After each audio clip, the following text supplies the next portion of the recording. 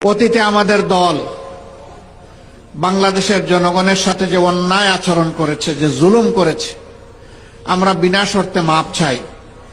একটিবারের জন্য আমাদেরকে আপনারা ক্ষমতায় দিন। আমরা ভালো হয়ে গেছি, এখন দেশের জন্য ভালো কিছু করতে চাই। কয়লা ধইলেও ময়লা যায় না, আওয়ামী লীগের ক্ষেত্রে তাই হয়েছে। 3 দফায় বাংলাদেশের মসনদে তারা এসেছিলেন।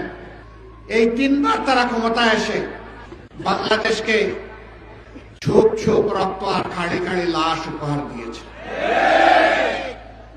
96 সালে ক্ষমতায় আসার আগে হাত জোড় করে তারা জনগণের কাছে ক্ষমা চেয়েছিল।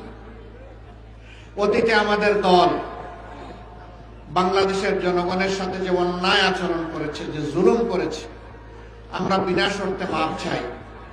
একটিবারের জন্য আমাদেরকে আপনারা ক্ষমতায় দিন। আমরা ভালো হয়ে গেছি, এখন দেশের জন্য ভালো কিছু করতে চাই। হাতে তসবি ছিল, মাথায় ঘুমটা ছিল। জনগণ সহজ সরল ভাবে ধারণা করেছিল তাদের মানসিকতার পরিবর্তন হয়েছে, কিন্তু না। যখনই তারা মসনদে বসলেন, তারা আপন রূপে আত্মপ্রকাশ করলেন।